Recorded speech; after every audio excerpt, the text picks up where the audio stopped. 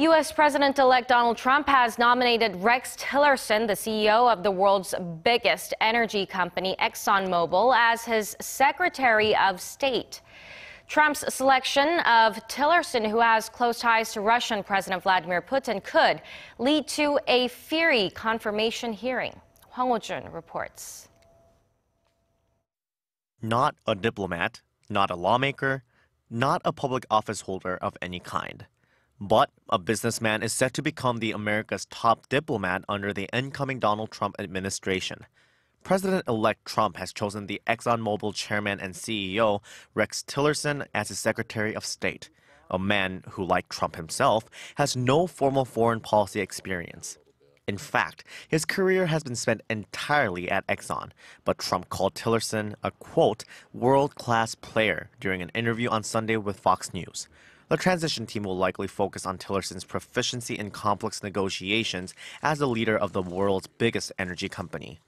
Tillerson has built close relationships with many world leaders by closing massive deals across Eurasia and the Middle East, which is why the selection could face more scrutiny than usual when the Senate holds its confirmation hearings, especially because Tillerson is reported to have close ties to Russian President Vladimir Putin, formed as Tillerson was doing business in Russia.